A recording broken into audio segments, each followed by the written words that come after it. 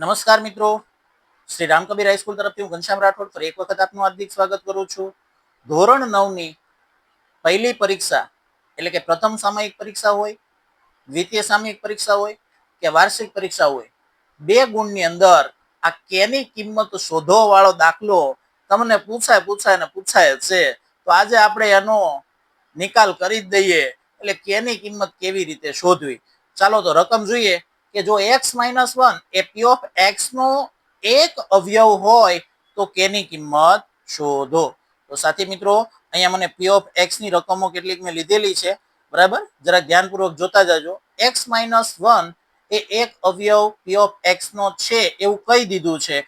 એનો મતલબ કે એના ઉપરથી હું પહેલા તો શૂન્ય મેળવી લઉં. પહેલા હું શું કામ કરી લઉં? શૂન્ય. તો x-1 અવયવ જો હોય તો એનું શૂન્ય મને મળશે. આ -1 ને બરાબરની આ બાજુ લઈ લઉં એટલે x બરાબર કેટલું મળ્યું? 1. એટલે x બરાબર 1 એ મને શૂન્યની કિંમત મળી.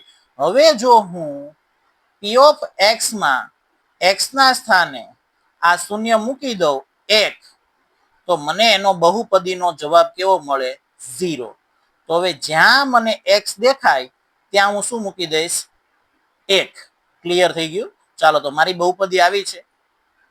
x ની જગ્યાએ હું 1 મૂકતો જઈશ એટલે 1 ની 2 ઘાત વત્તા 1 વત્તા k બરાબર 0. ચલો 1 ની 2 ઘાત એટલે 1 નો વર્ગ 1 વત્તા 1 વત્તા k બરાબર 0. 1 વત્તા 1 કેટલા થાય? 2 વત્તા k બરાબર 0. ચલો હવે વત્તા 2 ને બરાબરની આ બાજુ મોકલું. બહુ સિમ્પલ વસ્તુ છે, એની સરવાળાની નિશાની છે એટલે માઇનસ થઈ જાય. આવી રીતે મને k ની કિંમત મળી જાય અને 2 ગુણ મારા ખાતામાં રોકડા આવી જાય. એવી જ રીતે હવે મેં અહીંયા કર્યું, શૂન્ય તો મેળવી જ લીધું, x બરાબર 1. તો હવે હું અહીંયા જોઈ લઉં કે p of 1 મૂકું એટલે જવાબ કેવો આવે? 0. બીજી બહુપદી, આ બહુપદીમાં x ની જગ્યાએ હું કેટલા મૂકી દઉં? 1. તો મને પોલિનોમલનો જવાબ કેટલો મળે? 0. ચાલો જોતા જઈએ. 2, જ્યાં x દેખાય ત્યાં 1 મૂકતો જઈશ એટલે 1 ની 2 ઘાત વત્તા k કૌંસમાં x ની જગ્યાએ 1 કિંમત મૂકવાની હોય એટલે કાઉન્સ કરવાનું મારે ભૂલવાનું થાય નહીં, વત્તા વર્ગમૂળમાં 2 બરાબર 0. બરાબર? જોતા જજો. 2, 1 નો વર્ગ પાછો કેટલો થાય? 1. કાઉન્સ એટલે ગુણાકાર જ તમારે સમજવાનું થાય. k એકા k વત્તા વર્ગમૂળમાં 2 બરાબર 0. ચલો 2 એકા 2 વત્તા k વત્તા વર્ગમૂળમાં 2 બરાબર 0. જોતા જજો વિદ્યાર્થી મિત્રો. તો હવે આ 2 અને વર્ગમૂળમાં 2 એને બરાબરની ઓલી બાજુ લઈ જાઓ તો એ બંને શું થઈ જશે? માઇનસ. -2 વત્તા વર્ગમૂળમાં 2 આ બાજુ આવ્યો તો એ પણ માઇનસ વર્ગમૂળમાં 2.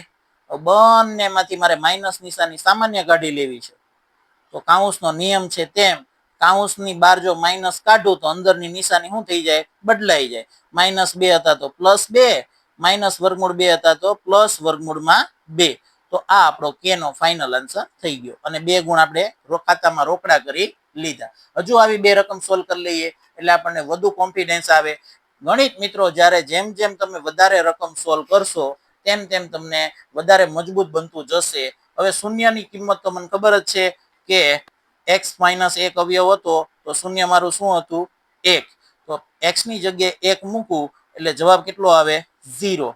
ચલો હવે મને બહુપદી આપી છે આ, એમાં હું x ની જગ્યાએ કિંમત મૂકતો જઈશ 1 નો સ્ક્વેર ઓછા વર્ગમૂળમાં 2, x દેખાય ત્યાં કેટલા મૂકીશ? 1 વત્તા 1 બરાબર 0.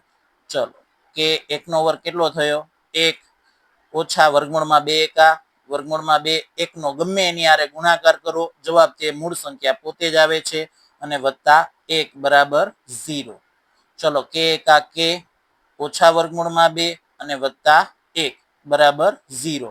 હવે બંને અચળ સંખ્યાઓને બરાબરની પેલી બાજુ લઈ જાઓ એટલે એની નિશાનીઓ બદલાઈ જશે. તો k બરાબર માઇનસ વર્ગમૂળ 2 આ બાજુ આવ્યું તો પ્લસ વર્ગમૂળમાં 2 વત્તા 1 આ બાજુ આવ્યું તો ઓછા 1.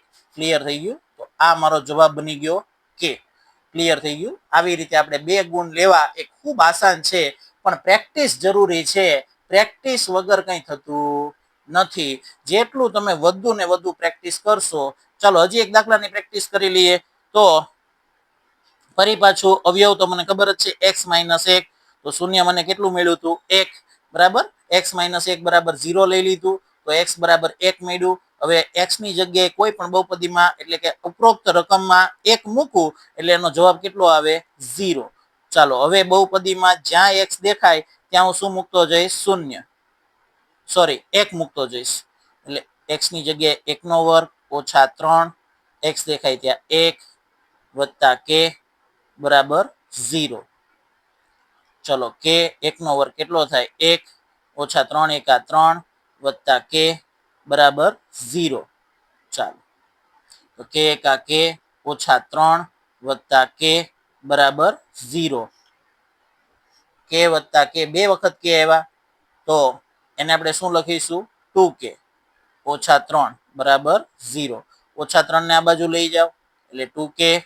બરાબર વત્તા 3 હવે બે ગુણાકારમાં છે બરાબર ની આ બાજુ લઈ જાઓ તો k બરાબર 3/2 આવી રીતે આપણને k ની કિંમત મળી શકે છે તો સાથી મિત્રો હજુ વધુ તમે પ્રેક્ટિસ માટે રકમો જોઈ શકો છો અને જાતે પ્રેક્ટિસ કરી શકો છો તો આવી રીતે પ્રેક્ટિસ કરવાથી 100% તમારું ગણિત મજબૂત બને છે અને પેપરમાં કેટલું કામ કરવું એ મહત્વનું નથી કેવું કામ કરવું તે મહત્વનું છે એટલે મેક્સિમમ પ્રેક્ટિસે સ્માર્ટ વર્ક કરી અને પૂરેપૂરા ગુણ મેળવી શકાય છે તો એટલા માટે અમારી ચેનલ સાથે જોડાયેલા રહો ધન્યવાદ